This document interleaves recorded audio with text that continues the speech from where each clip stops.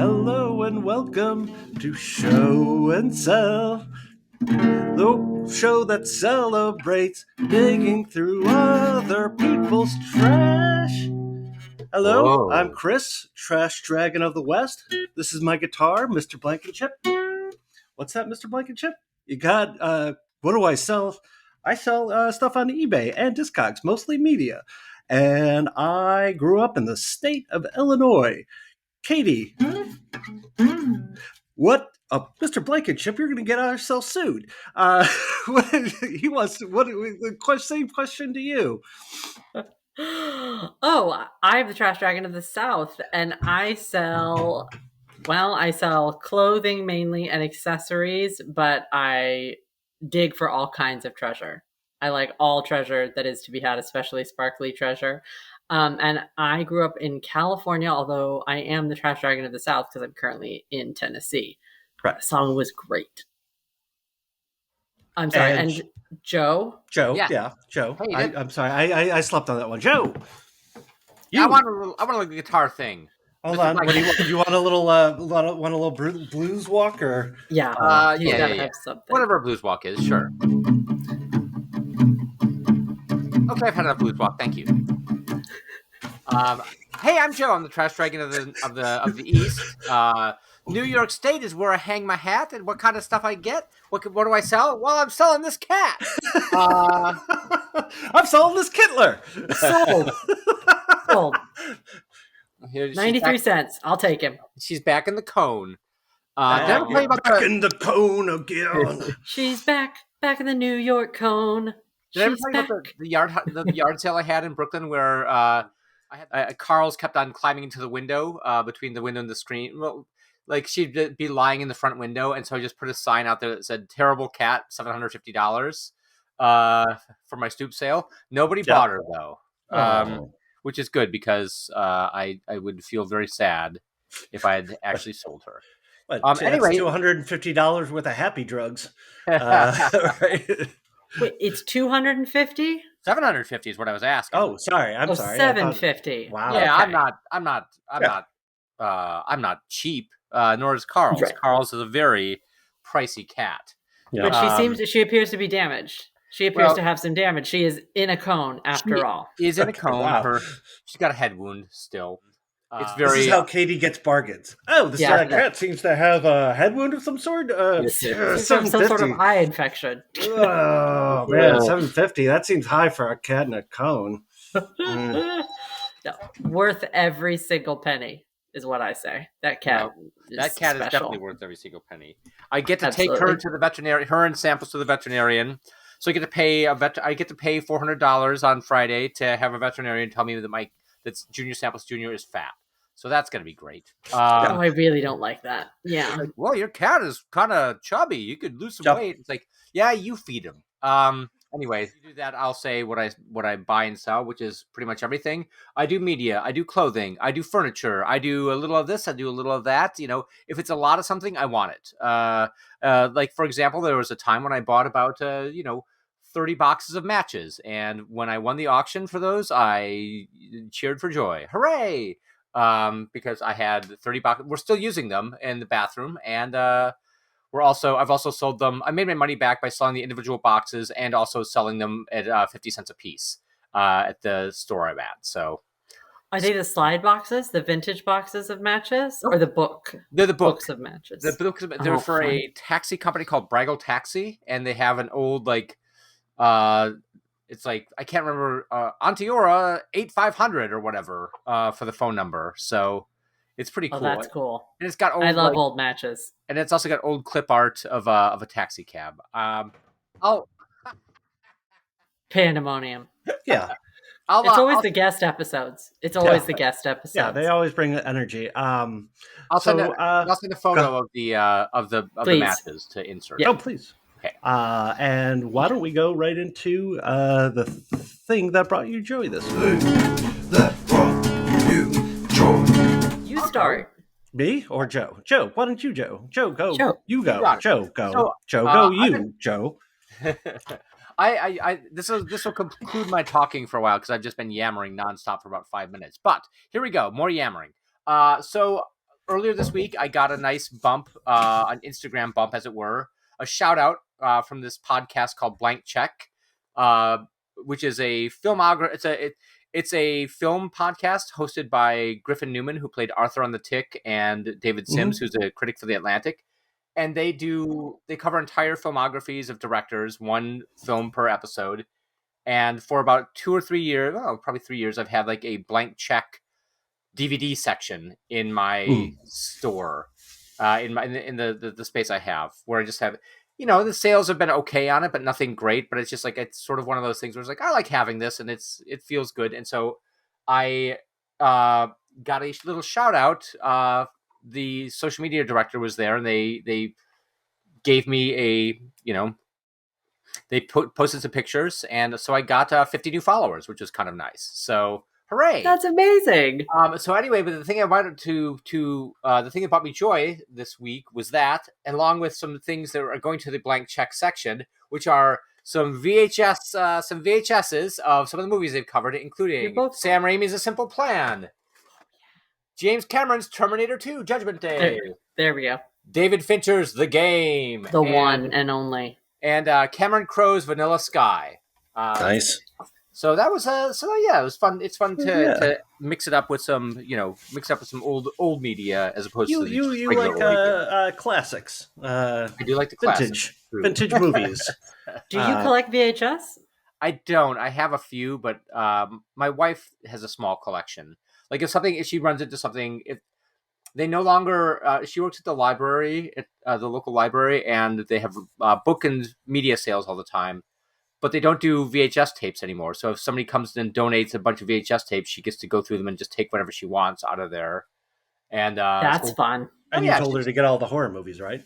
I did. Listen to me. Yak, yak, yak. Katie, what brought you joy today? Yeah. Oh, this week. I have old joy that has become new again, because I got out my winter shoes this last week, because it started to get cold. Now, mind you, today it's 80. Oh gosh! So it was cold for two. I'm sorry. This is Ulysses, everyone, because she's having a hard time, and she just wants everyone to know that she loves being on the show. She thinks you guys are great. Thanks, please Ulysses. Like and subscribe. That's all she wants to say. That's pretty much it. Thank you, Ulysses. Ulysses is our social media director, so it's really important that you do that. She's very smart. She's a mini cat, but she's very wise. Okay, can you move along? There we go. All right, she's got better things to do. So, in my boot box, generally there are some boots that I get at the very end of the season, because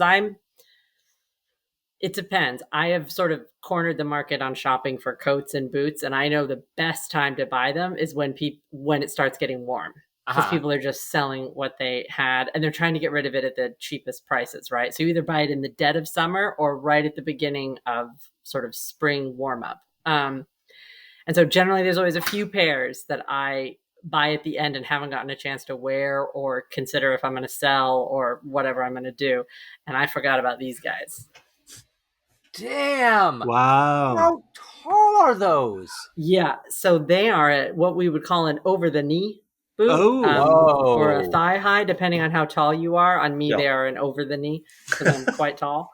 But the best part about these is they're whatever you want them to be, because each piece zips off individually. So when I say they're over the knee, they're also a knee high and an ankle high. Yeah, they all come off.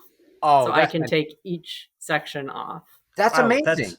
That's like having pockets, but for books, for boots. Isn't that amazing? So they're amazing.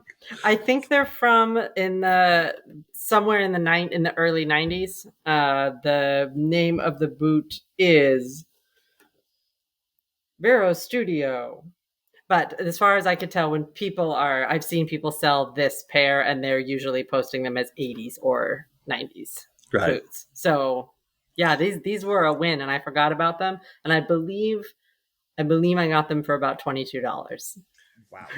Chris, what was the item that brought you joy? Yeah.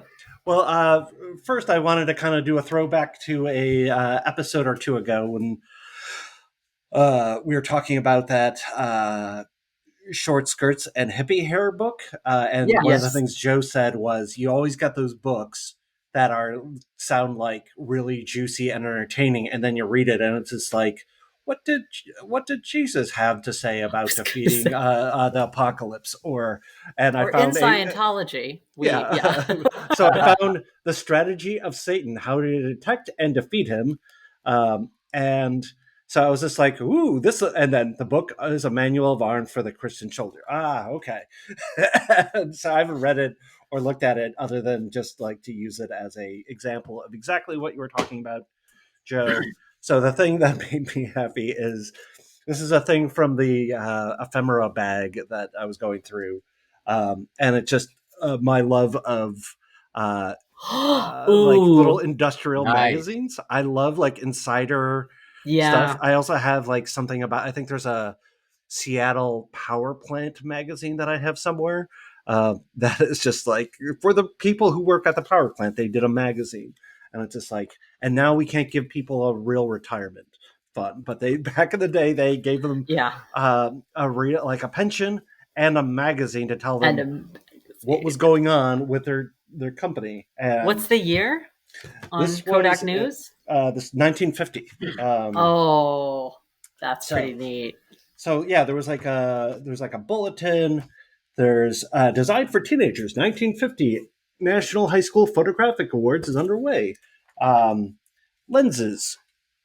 Uh, and then there's all these. Here's something interesting that I found interesting was they just put all the ads that the Kodak was going to put out. Nothing super spectacular. It's just like, yeah, this is what we're going to be doing, and you'll be seeing these in magazines. There used to be a store in Brooklyn when Joe and I first moved there back in 2001. That was part of the McSweeney's empire, and they basically just had this woman named Amy who would buy specialty supplies. So she had like bottles of horse shampoo. She had like uh, she put an ad in the local New York weekly that said like gavels, gavels, gavels, gavels for men, gavels for women, all the gavels you want. And it was just like the store was basically to run weird ads that would entertain the guy who owned McSweeney's. Yeah. That's kind of great. Yeah. It also had a bunch of taxidermy forms. Not Right. taxidermy animals, just the forms so you could buy it if you wanted to, say, taxidermy a squirrel or what. Right. It was That's pretty amazing. hilarious. Not the actual, just Yeah. oh, that's good. Yes. That's good stuff.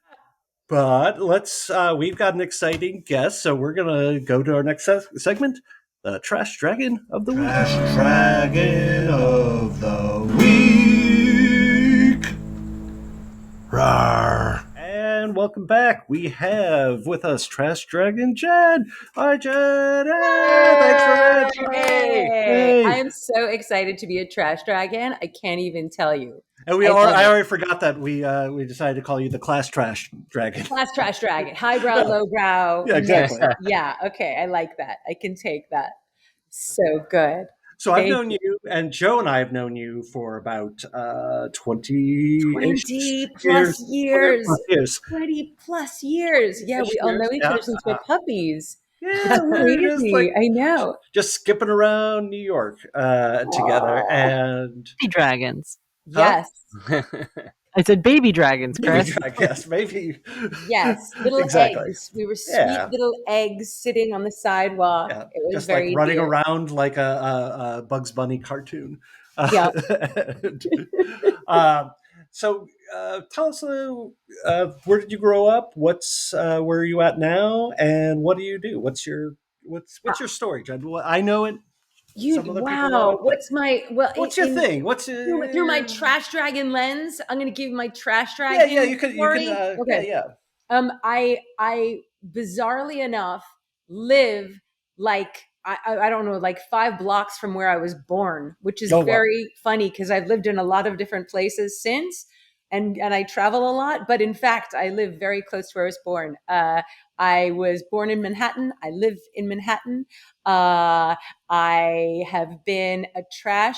I started loving vintage and vintage clothing as a teenager. And I would go to places here in the city back when like the West Village And Soho was like an exotic place to go find vintage stores, and like the Upper West Side, there were like crazy vintage stores. Like none of this is the case. And back in the days when the flea market in New York City was incredible and vast, and like you really could find major treasures, and there were a bunch of dedicated lots every weekend. I really became a full-fledged trash dragon when I was in my early 20s. I had moved to Paris. I went for a weekend to Brussels to my friend's then boyfriend, now husband's country house. And he made me a soft-boiled egg. And I'd never had a soft-boiled egg in an egg cup before. Like the only time I ever saw an egg cup was in the book Eloise. Like Right. Yeah. I'd never seen it. I had no idea. And he was like fascinated that I found this so exotic. And so he made me soft boiled eggs, and he, showed me how you do it with the toast and whatever. And I was suddenly like totally obsessed. And I was like, okay, I've got to go find myself egg cups. That's it. I need egg cups now, which in French, it's a coquetier. And so that was when I started like getting to know the Paris flea markets. And now I'm like, it's so many years, I'm like official there. Like everybody knows me when I show up. They all know me by name in the different flea markets in Paris. And I have my vendors who know that like when I'm coming, I'm the egg cup girl. And do you have a nickname in French?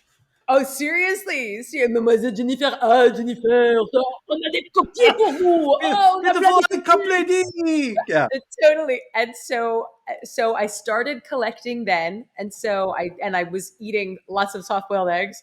And when I got back to New York, I told my mother and my aunt, and by coincidence, my mother and my aunt had gotten big into flea marketing while I was in France flea marketing.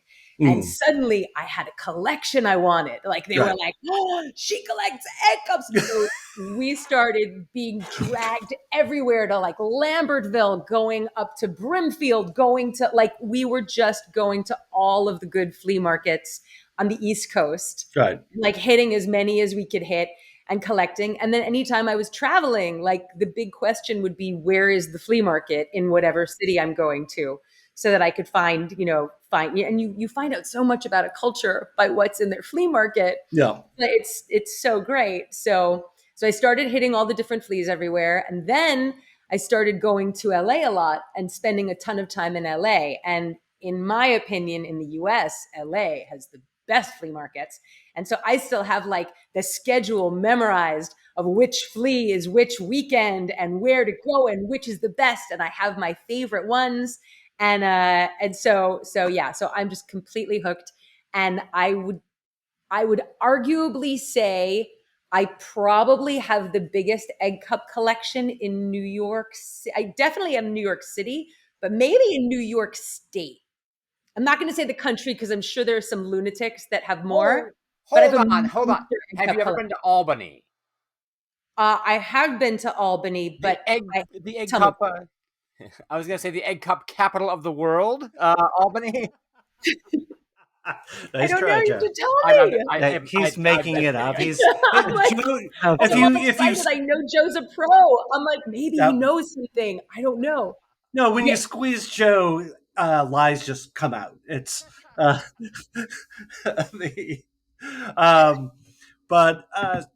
only egg cup how I'm aware of egg cup is Hercule Poirot would always have a little soft boiled egg, so he would always and he'd be super fussy about it. So that's how I know egg cups. And I remember. Oh, and he's from Belgium. He's from Belgium. Yeah, he's a Belgian. I am not French. I'm Belgian. And he's very proud of being Belgian. And I remember when we first came over to your house, you had a pretty impressive egg cup. How much, collection? How much has it grown since? Wow. Okay. The so 23. Chris, in the homes that you've been in of mine. So the first time when we first met, I had my little but impressive egg cup collection. Petite. Then when I lived on 17th Street, right, it was already a formidable egg cup collection. I don't know if you remember. By then, it was like formidable. Right. I would say since then, it's more than doubled in size. Okay. Guesstimate how many? Do you have a guesstimate of how many you have, or do you not want to? No. I mean, if you want to so we're renovating, and I've been planning with the architect to turn an entire wall into like a Wow. huge egg cup wall, and we're talking about like, do we backlight it? How do we do it? How do we organize it? I've been like looking at all Pinterest boards of like how to do it in a way that it will be chic, because I haven't had the luxury of getting to display the whole thing in one fell swoop. So you've had to do a rotating collection. Like you have I've to had a rotating collection, and I would say I keep a lot of them boxed at this point. I don't know, but between 800 and 1,000, I don't know, something. I mean, some crazy number. Wow. Some crazy number at this point. What What are you like? You're as a collector, you're not just looking for, oh, there's an egg cup, I'm going to get it. What's the thing that kind of grabs you? Is it No, in the beginning I did that. So as far as I know of, there is only one collector's book of egg cups, and it's from like back in, I think, the early 90s, or it might have been the late 80s. And there were a bunch of egg cups that were shown in that book to be very valuable. So I mean, and I remember it from when I first, started collecting. I remember poring over this book. So if I see one that I don't have that's from that book, I try to find that. But other than that, I tend to like to find ones I've never seen before. They obviously have to be in very good condition. I tend to like ones that are in the shapes of animals or in the shapes of other things. I like egg cups that look like something else. I like them to have some sort of special bell and whistle or some sort of special origin. There's certain eras or countries that they came from that are particularly great. So I'll look for that. Sometimes there'll be like a moment where in Europe, like a butter brand will do a cross-branded series of egg cups, or some, like there are these weird ones that only could happen in XYZ place. We were in Wales this summer, and I never had been to a car boot sale, which is at a flea market. Okay, wow. Car boot sales. And, New to right, me. I never, right. And there are these massive car boot sales in certain, big lawns in weird places where I saw such collections. I couldn't believe it. And it was so inexpensive. Like when you go to a flea market in Paris, they know what they have. So even though like the two main flea markets in Paris are Clignancourt, which is like the big collection of flea markets to the north. And then there's the Puce de Vanves, and that's the one that they just set up on the street on Saturday and Sunday. And it's sort of an in-joke that all the vendors from Clignancourt will go early in the morning on Saturday to Vanves to go shopping, because the Vanves sellers tend to not know how much it's worth. And then they bring it to Clignancourt to sell it. So I like to buy more at Vanves, but Vanves, they even have an idea what it's worth.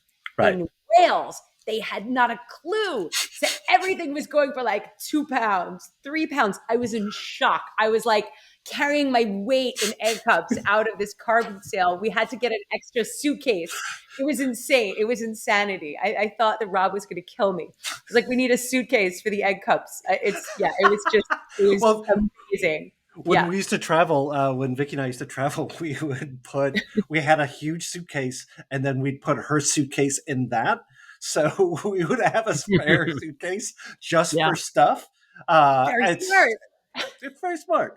The last time we chatted in IRL, or like over the phone, you were in Japan. Did you find any there?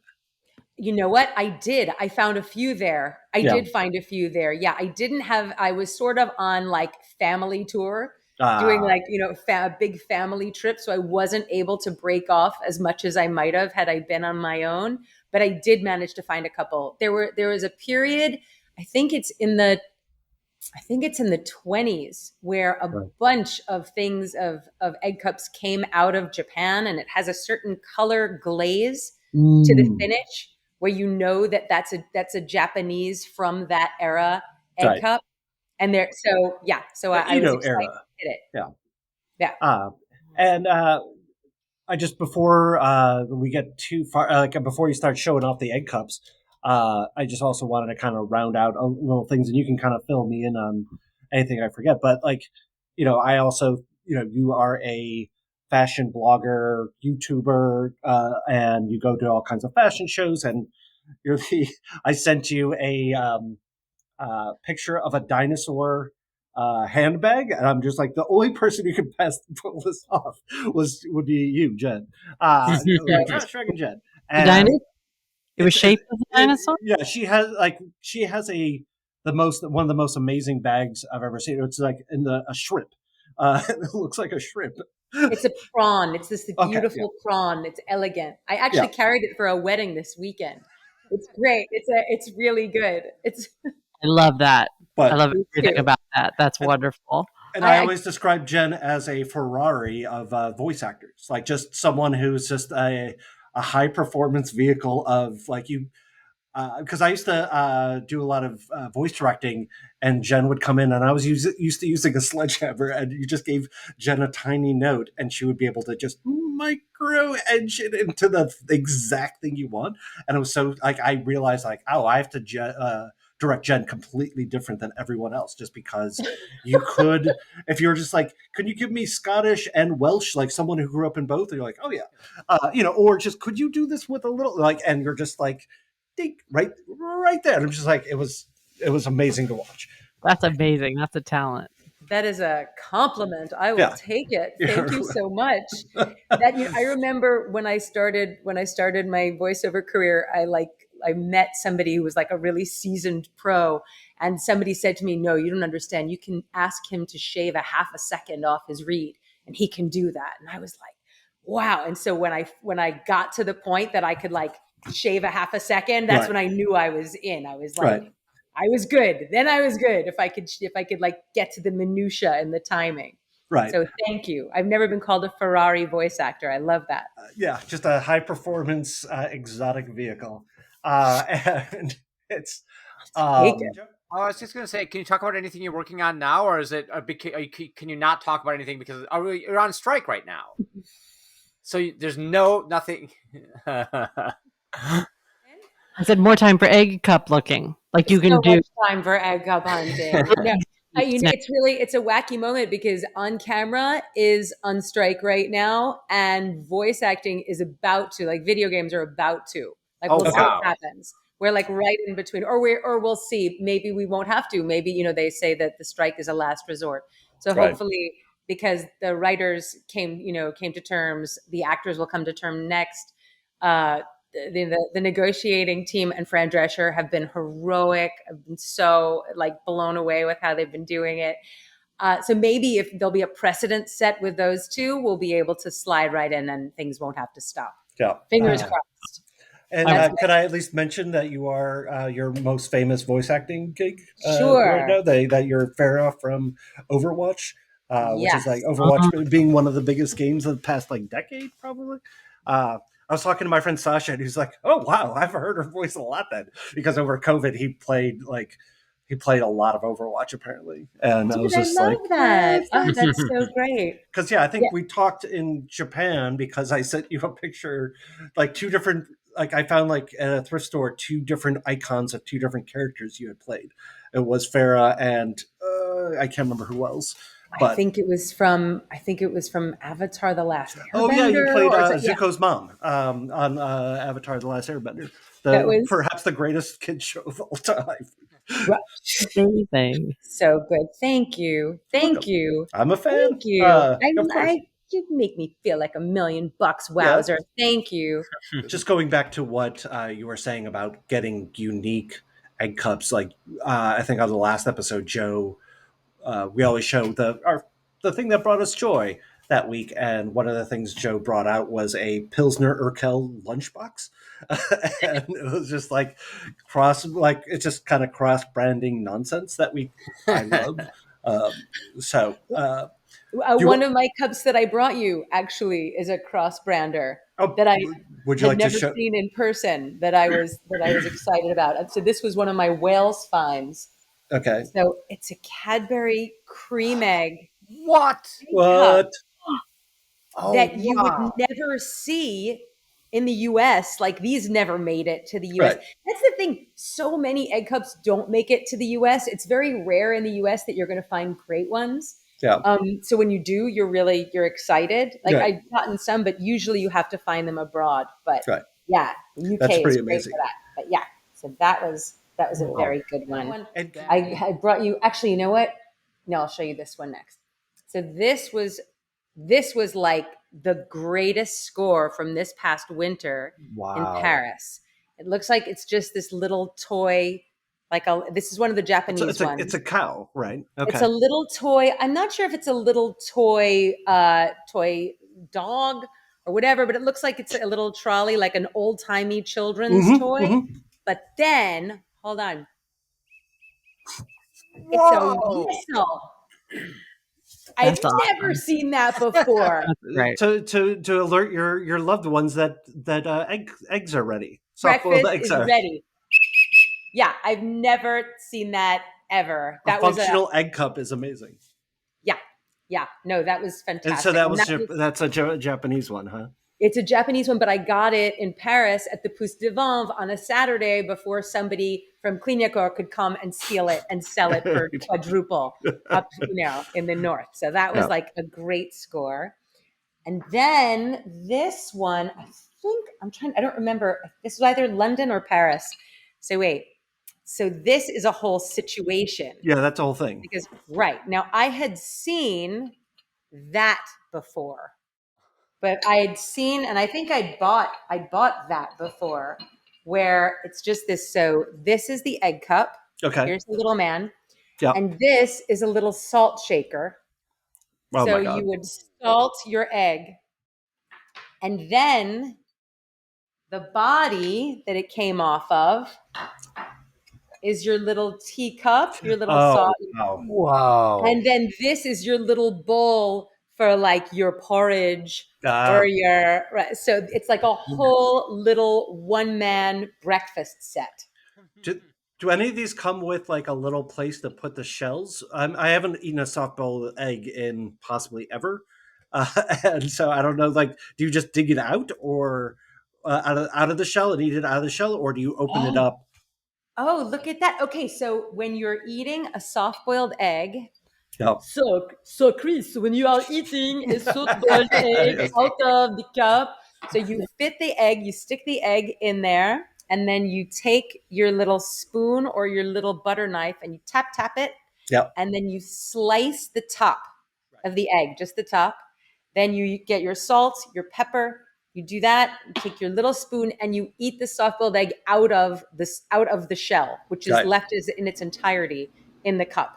Right. And then when it's done, you just lift the empty shell out and throw it away. Okay. That's how you eat it out of there. I don't like that people are learning something on this show, but that was very informative. I didn't mean it. I'm an accidental teacher. I didn't mean to. So why don't you? What you got? Another egg cup you want to show us? Those I've got a million more egg cups, but those were the three that I brought to show you for the egg cup of the egg cups. But I could show you a million more. But I brought you some other treasures that I thought you might enjoy. Please. What you got? Wait, so I'll tell you. So this one is like this is like a lovely, funny, heartwarming story, and then I'll show you the horrifying thing next. So growing up, my mother had this like awesome mid-century pot. And I loved it. I always thought it was like the coolest pot. I always thought that the design on it was so fantastic. Yeah, that's little amazing. And charming and great. And I mean, she moved on obviously to much better pots and pans, but I always loved it. And she always kept it in the pantry. And when I moved into my own apartment, I took that pot, and that pot is like always sat on a stove of mine just out because I think it's great and I use it. 2 years ago, we were in LA. We were staying in LA during COVID. We were working on a project. And we were there, and I had taken a walk one morning. I was in Westlake Village, and we were, and I'm with my friend doing a walk, and we see there's an estate sale, and we go like, okay, great, estate sale, and we walk through, and it's all of this stuff, and I get into the kitchen, Hold on. I get into the kitchen. Saucepan. Oh, wait, you saw mine for my mother. This in the kitchen. Wow. It's Wow. the big size. It's of the big exactly size. The same one. It's exactly the same one, but the big size with a steamer inside of it. Oh wow, that's amazing. I love it. I love when that happens. That's great. It was like serendipity. It was one of those like, oh, I'm exactly where I'm supposed to be right this minute. Like this pot was waiting for me on this stove for me to get it. Like I have to fight. I have to fight off all these winos for this treasure. It's funny you should mention wine in that pot because like when I was growing up, we had that first pot as well. And, when I was in high school, one of the first times I got very inebriated, I shouldn't have. Kids, if your booze isn't cool, if you're listening. But I remember I drank a lot the night before. I was 17 years old. I came down. It was lunch by the time I got out of bed. And I was just so terribly hungover. And I was just sitting there, like, just kind of staring at this pot of soup or whatever was in there in the middle of the table. And my sister just sort of looked at me, looked at the pot, and just started like wiggling the pot back and forth. No. In a torturous manner. No. That said, I still love that pot. I wish I had that pot to this day. Your sister, not so much, but I love my sister. Don't you dare! How dare you, Chris? How dare you? I shan't hear this any longer. Oh, it's fisticuffs, is it? Jen, what else you got? I actually, you know what? I'm realizing as I'm looking in the picture. So you see behind me, there's on the stove, there's a string of in size order diminishing pots. So those are these £1 million Le Creuset vintage pots that I found also in Paris. It was during a fashion week that I found, and they weighed 1 million pounds. They were so heavy, and there were 5 of them. Pounds. And I was like, but I have to have them. And I was with one of my best friends who was flying. He was flying. I was in coach. He was in first. I made him carry them home. I was like, you don't have weight limits. You have to take them. I can't afford to ship them. I don't blame you. I feel like you have to do that. You just got to do what you got to do. Yeah, and I'm like, prove your love. You love me. Like, bring those freaking pots home. Like, that's it. So whenever he's at our house, he like cracks up. He's like, you and the freaking pots. Like, so then maybe it's 7 years ago, 8 years ago, my son started really getting into fishing. And more so than anyone else I've ever met in my life. To this day, he's like an obsessive fisherman. He's a teenager. I saw the video of you published where he just walked in your New York apartment with a giant fish, and you're just like, what is happening? He just carried it on the subway. He wound up on subway features. He caught it downtown in the harbor, but like gigantic, and then carries this fish on the subway at rush hour, and then walks into the apartment like nonchalant with this gigantic fish for us to eat for dinner. It was like, it was hilarious. It's very both you and Rob are like, buddy, what's going on? So he wanted his room, and he's little, decorated like a fishing lodge, hunting lodge. This was his bedroom. And so I had been away in Paris for it was fashion week, and I was like going, trolling through, and I was in a part of Clignancourt on a Sunday, the end of the day, like looking to find deals to see what there was. I was sort of down an alley I'm not ordinarily down, and I see this vendor, and I see I see these things, and they're like filthy, but they're incredible. And I said, I have to get them. So I have never seen Whoa. What can you? Okay. I've seen lots of mounted fish. Yeah. But I've never seen one facing out with the teeth like these vicious murder. They're pike. Yeah, they're pike. Like vicious murder pike. Yeah. And like really sharp, small teeth. Yeah. That's so amazing. Katie had an item during the moment of joy that I was just like, you have to show Jen that. So I'm going to. I would like for Yes, Katie Chris, to you might be interested in these magical over the knee / thigh high suede boots from Circa. But yet there's more. But yet there's more Yeah. because they are separated, as you can see, by zippers. So they can be whatever length you need them to be. You can just zip off the colors if No, you're not liking, stop. or switch the colors. Right, they're interchangeable. That's pretty. I was really excited to find these. And they're in impeccable condition. Yeah, take them. And the greatest thing is they are my size, which I was so excited. They just happen to be your size. They just Mhm. happen to be perfect. Yeah. Mhm. Oh, I love when that happens. Oh, Yeah. God. So I was just excited because I forgot about them. I was getting out my winter boots this last week. And then I saw them and I was like, oh, those. I forgot because I got them at the end of like last year after boot season was over. So it was like, oh my God. Yeah, no, you have many great outfits to plan with those. Those are fantastic. Those are like a mod fantasy. Those are amazing. Isn't that fun? Yeah. And I was, and the colors can switch. I was Yeah. like, this is just, it's everything. It's Yeah, everything I it's want. like you just need a like a mini skirt, black and white kind of angular got that. pattern line. Mhm. Like I'm you know ready. what you're doing. Oh, I'll be ready. No, Oh, yeah. yes, you'll No, do I'm them good. I'm justice. ready. Now you need to send me a picture of you in them and how you put them together. They're so good. And a place to go, or I'm just going to the market, or I'm just Go going to the market.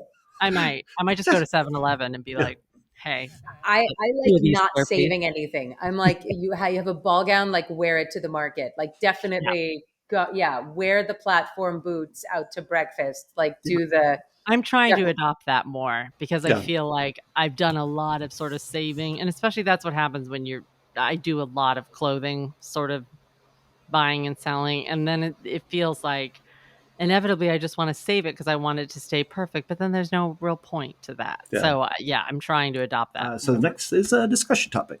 All right, we're in the topic of discussion, which is an item that you always see at the thrift stores.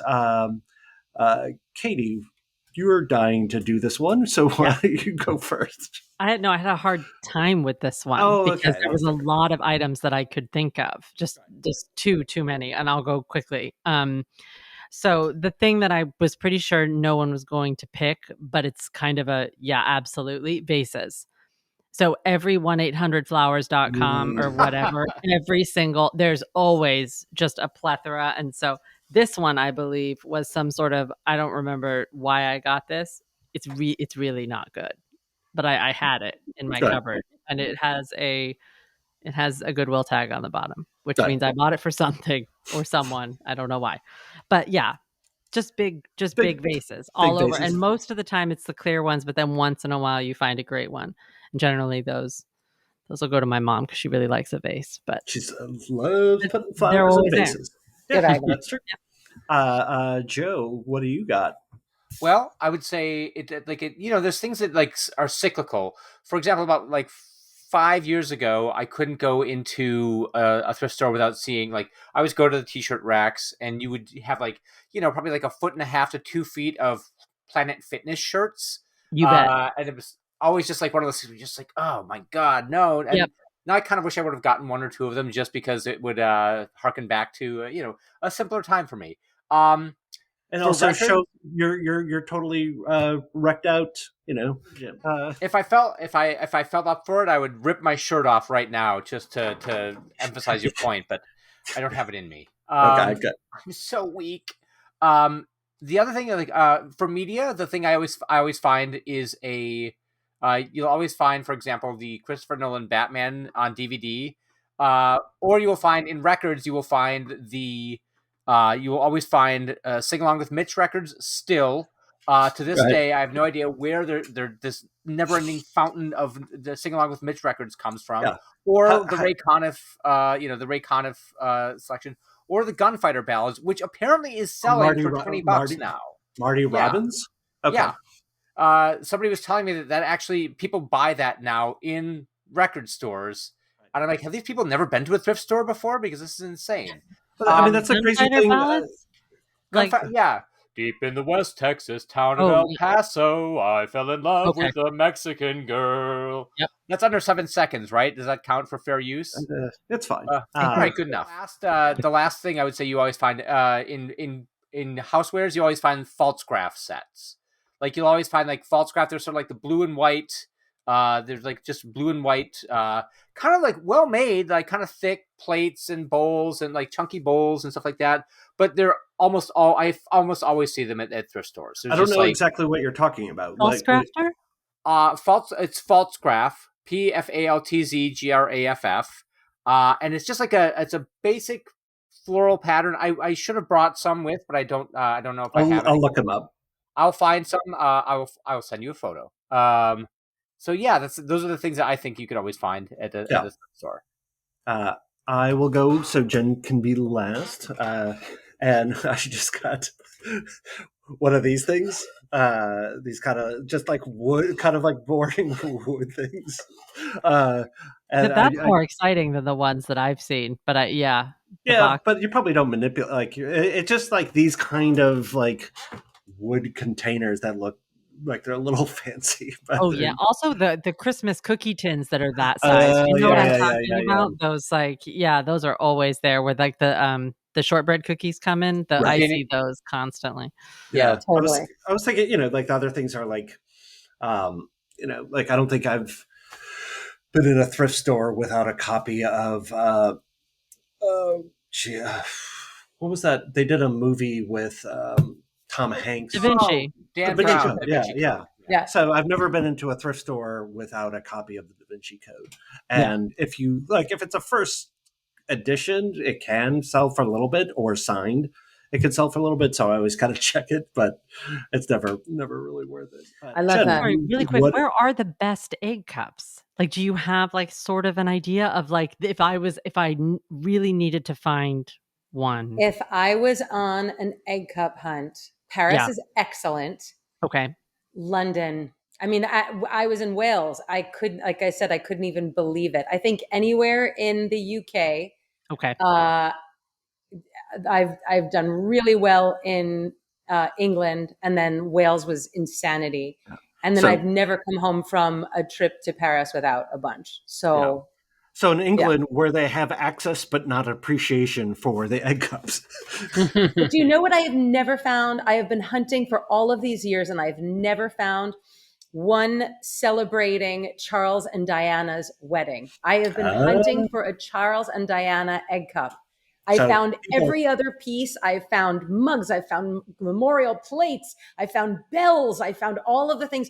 None of them have egg cups. So this is a totally different collection that you you collect Charles and Diana wedding. Well, I've had a couple of little things, but then when we were like, I hate going into, we were in Scotland and England and Wales, and I hate going into like the regular tchotchke store and being like, oh, here you go. Here's a tablecloth that looks like a quilt, or that looks like a kilt.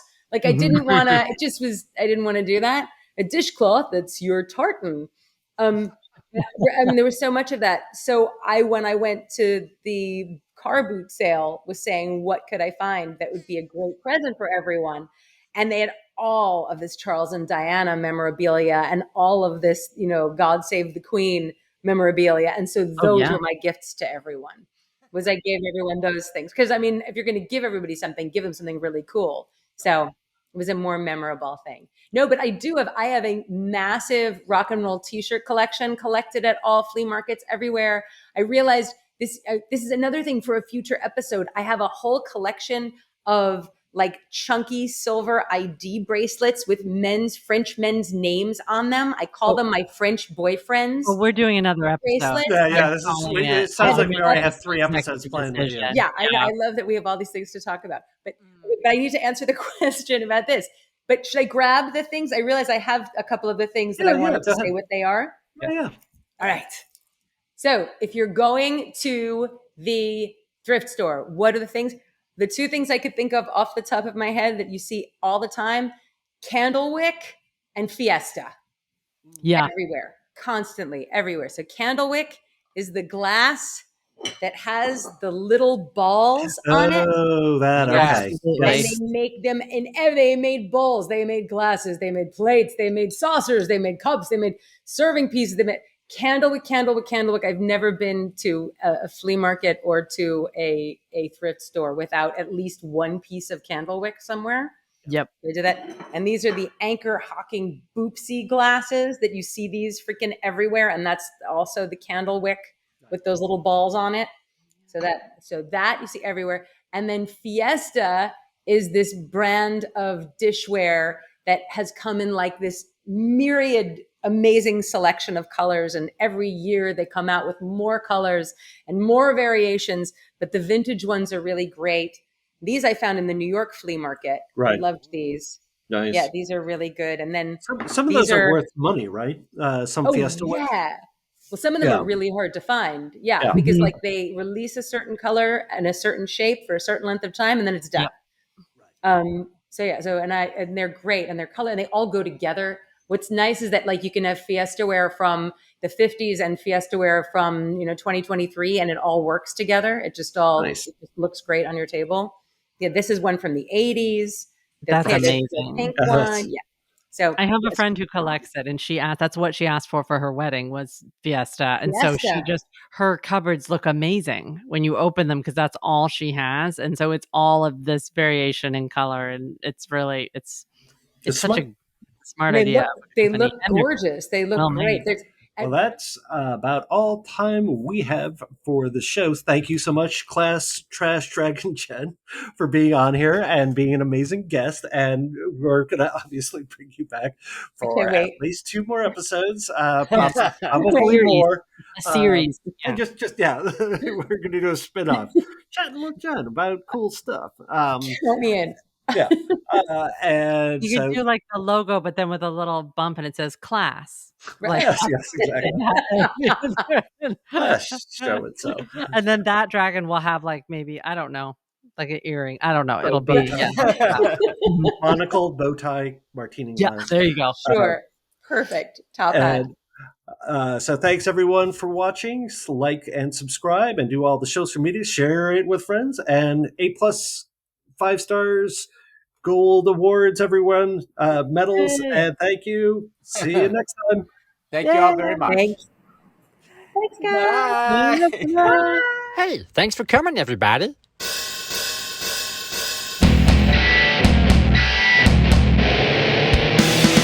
Don't you see the difference in the difference that you make from the cops that you put to the names that you take? You got ladies and bees all giving you honey, and you whack more balls than the cover of money.